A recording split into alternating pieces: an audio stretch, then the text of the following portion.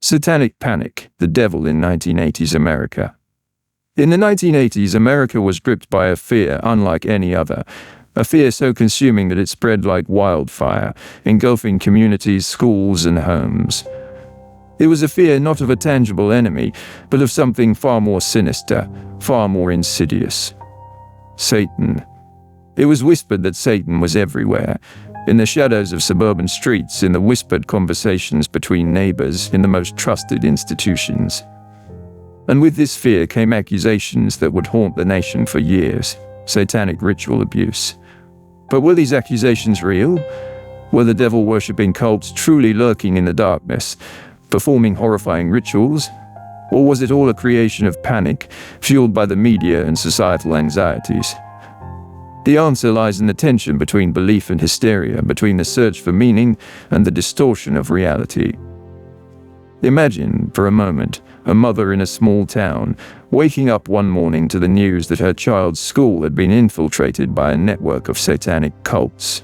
The teachers, the administrators, even her trusted friends, all accused of the most unimaginable crimes. You would search for answers, try to make sense of it, but the more you dig, the more you're trapped in a maze of hearsay, innuendo, and accusations that seem to grow larger by the day. This is the world of the Satanic Panic. It began with isolated incidents, strange, unexplainable events, the kind of things that always seem to happen on the fringes of society. A missing child here, a disturbed individual there. But the seeds had been planted, and from there a storm of fear and sensationalism began to swell. By the mid-1980s, the nation had been swept up in a moral panic so pervasive, it felt like everyone was talking about it. Talk shows, news programs, even politicians, all discussed the growing threat of satanic ritual abuse. A dark undercurrent of the nation's fears had found its voice. The narrative was simple, yet terrifying. Secretive satanic cults were abusing children, performing grotesque rituals, and influencing society at every level. Their reach extended from the local church to the government, from daycares to the very homes where families were supposed to feel safest. And it wasn't just a few isolated incidents. No, the accusations became all-encompassing. Allegedly, these rituals were not only happening in the shadows, but in plain sight, unnoticed by the very people who should have known better. The idea that the devil could be hiding among us, disguised as the person next door, sent a ripple of fear across the country. The media played an integral role in fueling this panic. They painted pictures of ritualistic abuse in vivid, grotesque detail, feeding the public's thirst for sensational stories. The 1980s saw the rise of books and documentaries, each more disturbing than the last, offering lurid accounts of devil-worshipping cults operating right under America's nose. The public began to believe that satanic rituals were real. And in the chaos of this belief, law enforcement, social workers, and therapists, desperate to solve the mystery of the accusations, found themselves swept along by the tide, confirming the very thing they were supposed to question.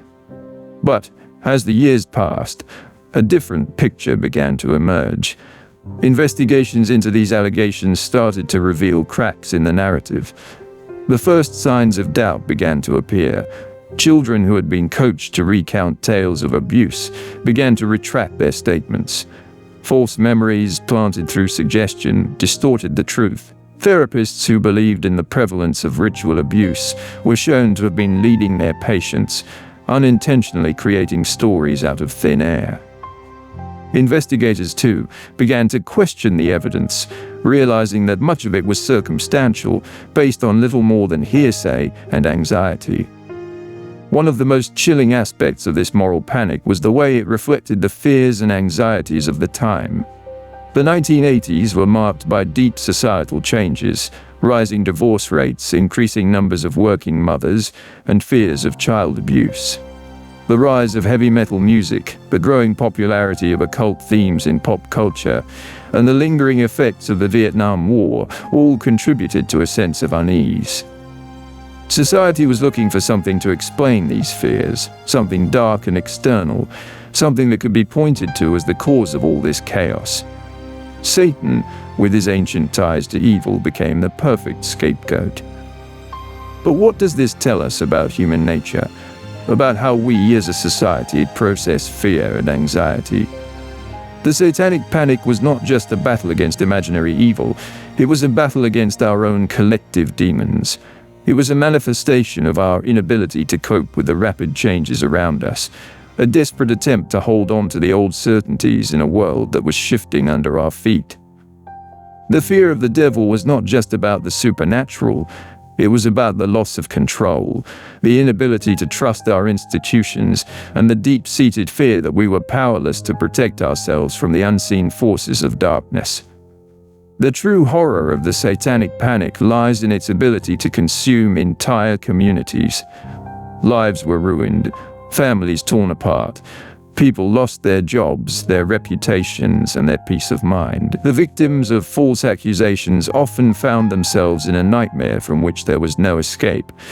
The damage done by the moral panic was not just psychological, it was real, it was tangible, and it left scars that would last for generations.